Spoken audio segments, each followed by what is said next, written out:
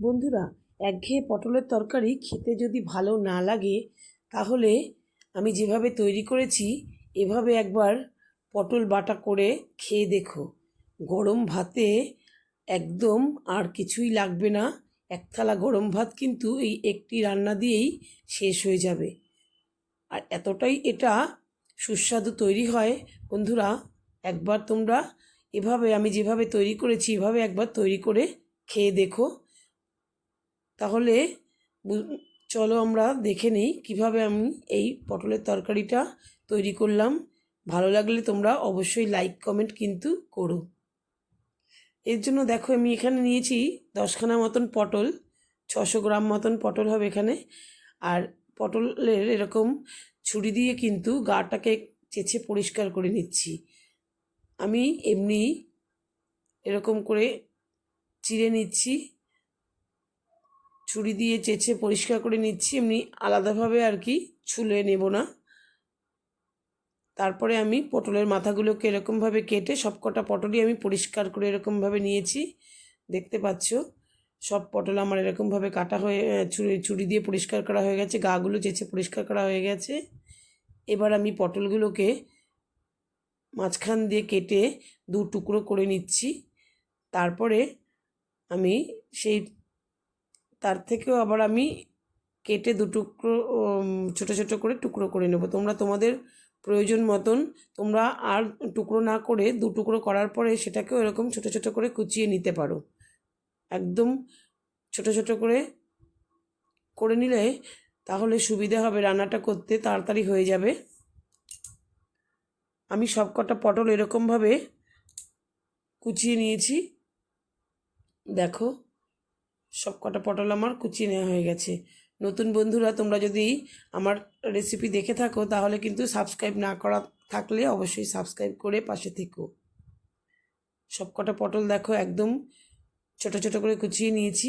এবার কড়াইতে আমি জল 1/2 কাপ মতন জল ফুটতে দিয়েছি। এই জলের মধ্যে আমি সবকটা পটলের কুচি দিয়ে দিলাম, দিয়ে একটু নাড়াচাড়া করে নেব। পটলের থেকে খুব একটা জল বন্ধুরা বেরোয় না, আর যেটুকু জল দিলাম ওই জলের মধ্যে এই পটলটুকুকে একটু ঢাকা দিয়ে সেদ্ধ করে নেব। তার আগে আমি একটু নুন দিয়ে দেব, তাহলে পটলটা তাড়াতাড়ি করে নরম হয়ে যাবে। খুব বেশি সময় লাগবে না, 5 মিনিট সময়ের মধ্যে কিন্তু পটলগুলো নরম হয়ে যাবে। একদম অল্প সময়ের মধ্যেই তৈরি হয়ে যাবে। আমি ঢেকে রাখলাম, একদম 5 মিনিট পরেই পটলটা কিন্তু একদম দেখো নরম হয়ে গেছে, জলটাও শুকিয়ে গেছে, অল্প অল্প জল রয়েছে। আমি এরকম অবস্থায় নামিয়ে ঠান্ডা করে নেব। একদম পটলটা নরম হয়ে গেছে, সেদ্ধ হয়ে গেছে। দেখো একদম ঠান্ডা করে নিয়েছি। এবার আমি মিক্সিতে এটাকে পেস্ট করে নেব। মিক্সিং জারে আমি দিয়ে সম্পূর্ণ পটলটা দিয়ে একটা স্মুথ পেস্ট করে নিলাম।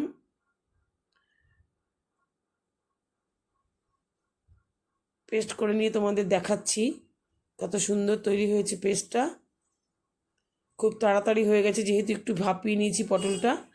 আর এবার কড়াইতে আমি সর্ষের তেল গরম করতে বসিয়ে দিয়েছি, দিয়ে তারপরে 2টো শুকনো লঙ্কা একটু ভেজে নিচ্ছি। শুকনো লঙ্কাটা একটু ভেজে তুলে রাখবো, পরে আমি ব্যবহার করব। এবার আমি বেশ খানিকটা রসুন এর মধ্যে দিয়ে দিলাম। বন্ধুরা, পটলের এই বাটার রেসিপিটাতে কিন্তু রসুনটা একটু বেশি লাগে, তাহলে কিন্তু গন্ধটা খুব সুন্দর হয়। এবার রসুনের মধ্যে আমি দিয়ে দেবো কালো জিরে 1/2 চামচ। 1/2 চামচ কালো জিরে দিয়ে এখানে আমি 3-4টে কাঁচা লঙ্কা কুচো করে রেখেছি, কাঁচা লঙ্কাটা দেবো। কাঁচা লঙ্কাগুলোতে খুব ঝাল, একটু ঝাল ঝাল হলেই এই পটল বাটার রেসিপিটা ভালো লাগে। তো আমি কাঁচা লঙ্কাটা কুচিয়ে দিয়ে দিয়েছি। তোমরা চাইলে পটল যখন ভাপানো হয়েছে পটল পেস্ট করার সময় দিতে পারো কাঁচা লঙ্কাটা, আমার দেওয়া হয়নি। তো আমি 2টো পেঁয়াজ দিয়ে দিলাম কুচিয়ে। এখানে পেঁয়াজ কুচিটা দিয়ে কিন্তু লাল লাল করে একটু ভেজে নিতে হবে পেঁয়াজটা, তাহলে তার সুগন্ধটা খুব ভালো আসবে। লাল লাল করে ভেজে নিয়েছি পেঁয়াজটা, দেখো বন্ধুরা। এরপরে আমি কিন্তু পটলের যে মিক্সিতে পেস্ট করে রেখেছিলাম সেই পেস্টটাকে দিয়ে দিলাম। খুব বেশি কিন্তু সময় একদমই লাগবে না এটা টানাতে, কারণ আমার কিন্তু সেদ্ধ করার ফলে পটলে কিন্তু জল ভাবটা কিন্তু একদমই পটলের মধ্যে নেই। মিক্সি জার ধুয়ে সামান্য একটু জল দিয়ে দিলাম এর মধ্যে। এবার ঠিক 8 থেকে 10 মিনিট নাড়াচাড়া করলেই আমার কিন্তু এই পটলটা অনেকটাই শুকিয়ে যাবে, প্রায় শুকিয়ে যাবে। এবার পরিমাণ মতন দিয়ে দিলাম আমি নুন, একটু হলুদ আর একটু মিষ্টির জন্য চিনি দিয়ে দেব। খুব ভালো করে আমি নাড়াচাড়া করে প্রায় 10 মিনিট নাড়াচাড়া করেই আমি এটাকে কিন্তু শুকিয়ে নেব।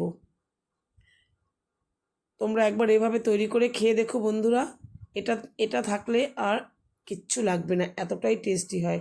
আর শুকনো লঙ্কাটা যে রেখেছিলাম সেটা আমি এখন গুঁড়ো করে একটুখানি ছিঁড়ে ছিঁড়ে দিয়ে দিলাম, আর দিয়ে দিলাম কাঁচা সর্ষের তেল। রান্নাটা কিন্তু প্রায় আমার হয়ে গেছে। এবার একটুখানি নামানোর আগে দিয়ে দেবো ধনেপাতা। আশা করি রান্নাটা তোমাদের ভালো লেগেছে বন্ধুরা। সবাই সুস্থ থেকো, ভালো থেকো, দেখা হবে তোমাদের সঙ্গে পরবর্তী ভিডিওতে। সকলকে আমার এই রেসিপি পুরো দেখার জন্য অনেক ধন্যবাদ জানাই। সকলে ভালো থেকো।